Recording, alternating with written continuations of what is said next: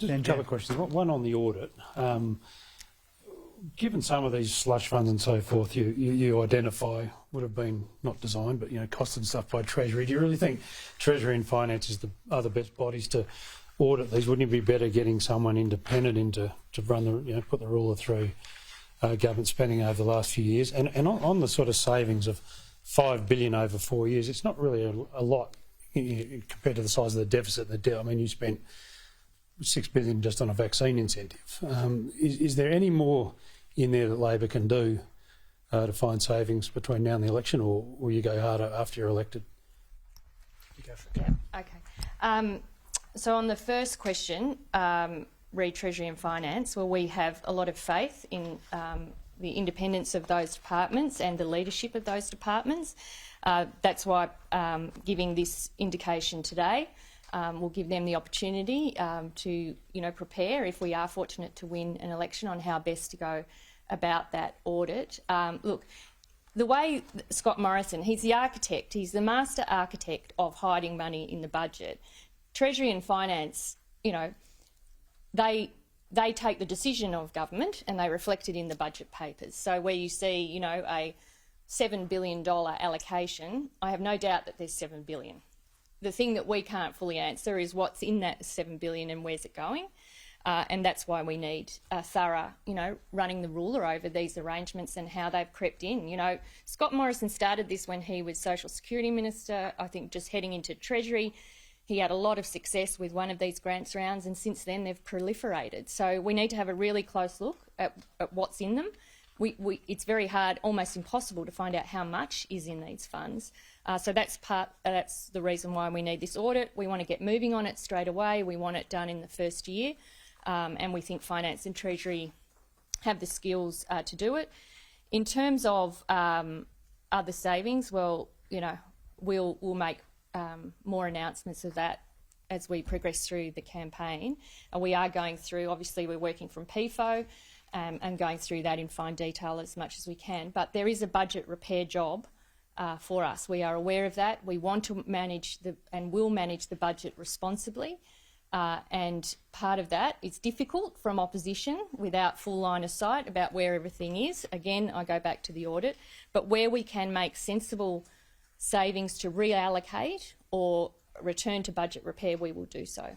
Can I just add to that very briefly? I mean, we would be inheriting $1 trillion in debt, as Katie said. And we don't pretend that an incoming government of either political persuasion can turn that ship around quickly. As Katie said, when it comes to spending as well, the damage that has been done by this government, which doubled the debt even before the pandemic, means that one budget, one term in office will not completely fix all of the damage that's been done to the economy or to the budget. And so our responsibility is to do what we meaningfully can, to begin where we can, to start to improve the quality of the budget. And we have deliberately been, when it comes to the multinational tax measures, we've deliberately been conservative and responsible and restrained about it. We have deliberately set the start date for two of the measures, 14 months down the track to give us time to meaningfully consult. We do not pretend that a new government can click its fingers and clean up all of the mess that this government's created in the economy and in the budget. I said I'd go to Jen next and then I'll go next door. The gap between wages growth and CPI is now a staggering 2.8%. Forgive me, I've only had about a minute to look over your plan.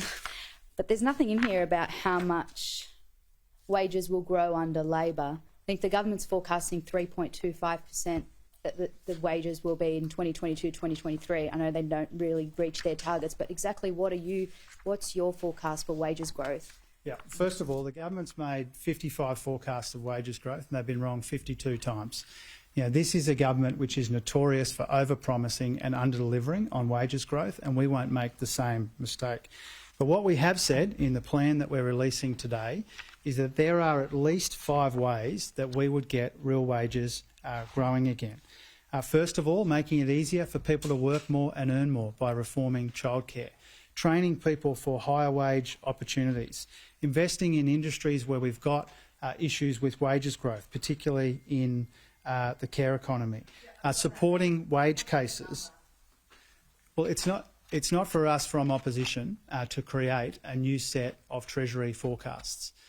It is for us to identify the challenge in the economy, principally falling real wages, skyrocketing inflation, and not enough to show in economic terms for $1 trillion in debt, and to say what we would do about it.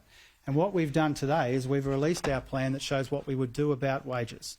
And clearly, if we were successful on the 21st of May, we would immediately start implementing our policies in that first budget, and the forecast would be updated in the appropriate way.